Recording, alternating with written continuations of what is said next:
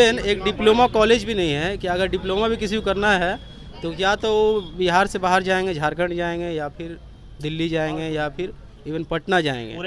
पूरे नवादा में एक डिप्लोमा कॉलेज भी नहीं है सही से। वो एक वर्ग को छाड़िए के चलते हैं। वो 80/20 का उनका मेन पॉलिटिकल बेस है, उनका यही है, मुसलमान को काटो हिंदू को एक करो। कि आरजेडी का कोई आदमी आए या ना आए, हम लोग को उससे फर्क नहीं पड़ता है। बस इतना जानते हैं कि तेजस्वी जी जो है वो हम लोग के लिए आवाज उठाएंगे, इस चीज का हम लोग को भरोसा है। नमस्कार, मैं हूं विपुल और आप देख रहे हैं डेमोक्रेसी एक्सप्रेस। लोकसभा चुनाव 2024 को लेकर के हम अलग अलग संसदीय क्षेत्रों में घूम रहे हैं, लोगों से बात कर रहे हैं कि वो इस चुनाव में किन मुद्दों पर वोट करेंगे। आज हम बिहार के नवादा में हैं और ये नवादा का अकबरपुर है, पास में ही सीएम योगी आदित्यनाथ का कार्यक्रम है। थोड़ी देर में वो आएंगे। उत्तर प्रदेश के मुख्यमंत्री हैं सीएम योगी आदित्यनाथ। आप जान रहे हैं उनके इंतजार में बहुत सारे लोग नज़र आ रहे थे जब हम इस रास्ते से गुजर रहे थे। तो ये एक चाय की दुकान है जहाँ पे बहुत सारे नौजवान हमें मिल गए, तो हमें लगा कि एक बार इनसे चर्चा करनी चाहिए इस लोकसभा चुनाव को लेकर के कि इनकी मंशा क्या है। सबसे बड़ा जो मुद्दा है खास करके अभी देश में, वो बेरोजगारी का मुद्दा है। अब देखिए यहाँ पर कई सारे लोग हैं, नौजवान हैं, जो सब लोग पढ़े लिखे हैं। बेरोजगारी बहुत बड़ा मुद्दा है। नौकरी देश में है नहीं, काफ़ी दिन से जो है वैकेंसी नहीं आ रहा है। तो सरकार जो भी बने कम से कम वो बेरोजगारी पर काम करे। इवन एक डिप्लोमा कॉलेज भी नहीं है कि अगर डिप्लोमा भी किसी को करना है तो या तो बिहार से बाहर जाएंगे, झारखंड जाएंगे या फिर दिल्ली जाएंगे या फिर इवन पटना जाएंगे। पूरे नवादा में एक डिप्लोमा कॉलेज भी नहीं है सही से। तो आप सोचिए क्या स्थिति है, यहाँ का लड़का लोग कैसे डेवलप करेगा, आगे फ्यूचर कैसे देखेगा, क्या सोचेगा। इस बार इलेक्शन में लोकल बनाम बाहरी, यही मुद्दा है पूरे नवादा में। पूरे नवादा का पार्टी बेसिस पे इस बार वोटिंग नहीं होनी है। बेसिस पे ना, अगर बीजेपी भी लोकल कैंडिडेट देता है तो बीजेपी को भी लोग वोट करेंगे, इसमें कोई दो राय नहीं। बात क्या है कि एक भी बीजेपी कैंडिडेट है वो पहले ही सोचते हैं कि हम वोट नहीं देंगे उनको, या ऐसा उनके क्या है पता नहीं। ऐसा क्यों है अब पता नहीं क्या है, लेकिन वो हमसे आज तक आके यहाँ पे कोई भी बीजेपी कैंडिडेट आज तक नहीं मिले हमसे, जो कि आए दिन हम लोग यहाँ पे बैठते हैं। अभी इलेक्शन का माहौल है, खास करके हम लोग बहुत से लोग ऐसे जो बाहर पढ़ भी रहे हैं तो खास के वोट देने के लिए आए हैं। हमेशा वो एक वर्ग को छाड़िए के चलते हैं।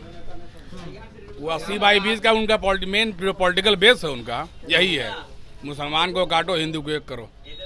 तो ये असलियत है क्या कि मुसलमान बीजेपी को वोट नहीं करते? नहीं करता है, नहीं करता। करने का मेन रीजन है कि आप करवाना भी नहीं चाहते हैं।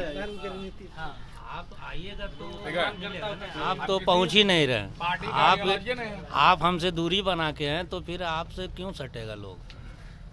हम जबरदस्ती आपको वोट कैसे कर सकते हैं जब आप 3 दिन बाद इलेक्शन है, अभी तक एक कैंडिडेट भी इधर नहीं है। आई नहीं कि फर्स्ट टाइम खाली है। आपके विवेक ठाकुर नहीं आए? अच्छा, आपका ये जो गांव है कितने लगभग वोटर्स होंगे? 3500 वोटर्स हैं। और 3500 वोटर्स के लिए बीजेपी को कुछ नहीं पड़ी हुई है। कुछ नहीं, एक भी वोट, एक आदमी नहीं आया यहाँ। बीजेपी कोई भी पार्टी भी आया था, झंडा भी को लगा देता तो मान लेते, कोई भी नहीं आता। क्या पता काहे नहीं आता। बता दे रहे बीजेपी वाले मानते हैं कि मुसलमान हमें वोट ही नहीं देगा। वोट देगा तो आएंगे तब ने वोट देंगे। भी दिखा देगा ना कि हमने वोट दिया बीजेपी को, फिर भी नहीं मानेगा वो वोट दिया। क्यों नहीं आते हम कुछ ना, बीजेपी वाले लोग से क्यों नहीं आते। अब 3500 वोट है। बीजेपी ही को नहीं बोला जा रहा है, यानी कोई भी नेता, सांसद, कोई भी सांसद, उसमें चाहे वो है हो, कोई भी रहे, अभी तक कोई भी यहाँ नहीं आया। यहाँ हमको वोट चाहिए या किसी का बैनर तक नहीं लगा, बस ऐसा ही है। महागठबंधन से कोई आया? कोई भी नहीं। कि हम लोग कुशवाहा के चेहरे पे वोट नहीं दे रहे हैं, हम लोग तेजस्वी के चेहरे पे वोट दे रहे हैं, ताकि हमको तेजस्वी पे पूरा भरोसा है कि वही इंसान है जो मुसलमानों के लिए कुछ करेगा। ना तो कुशवाहा के शक्ल पे वोट पड़ेगा, ना तो विवेक ठाकुर के वोट पे पड़ेगा। हमारा जो यहाँ पोलिंग होता है 3500 के लगभग में होता है, और हमको तेजस्वी मेन जो हम लोग का मेन मुद्दा है कि आरजेडी का कोई आदमी आए या ना आए, हम लोग को उससे फर्क नहीं पड़ता है। बस इतना जानते हैं कि तेजस्वी जी जो है वो हम लोग के लिए आवाज़ उठाएंगे, इस चीज़ का हम लोग को भरोसा है। इसी पे पूरे गांव पूरा सब मिल के एकजुट होके हम लोग कुशवाहा जी को जिताने का प्रयास करेंगे। कोई जुलूस आ रहा, वहाँ तक बाजा नहीं बज रहा, फिर वहाँ से यहीं तक में उसका भड़काऊ भाषण वाला बाजा बजता है। चुनाव प्रचार में, चुनाव प्रचार हो चाहे कोई जुलूस भी हो, वजह क्यों? क्योंकि ये मुस्लिम का अखंड बस्ती है।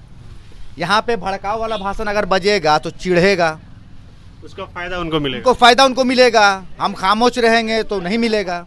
देखिए हमारा यहाँ पर, देखिए यहाँ पे आपको आगे दिखाते हैं, आपको नाला देखिए, 10 साल से ये नाला, इसको देखिए नाला को, रोड को देखिए क्या हालत है। कोई एमपी, कोई विधायक, किसी को मतलब है? हमारी भी विधायक है यहाँ, नीतू सिंह, अभी 6 महीना पहले कुछ कह के गई थी, 20 दिन के अंदर इसमें हम चमन कर देंगे इसको। कहाँ चली गई है पता नहीं चल रहा है, कहाँ चली गई पता नहीं चल रहा है। रोड का देख लेते हैं, ये देखिए रोड है, नाला है। हमारे सांसद जी तो पहली बात करते ना, चंदन सिंह को आज तक देख भी नहीं किया है। चंदन सिंह से पहले यहाँ पे गिरिराज सिंह जी थे, उन्होंने काम किया था, बहुत काम है गिरिराज सिंह का। जाके देखिए, गिरिराज सिंह का तो कहने नहीं है,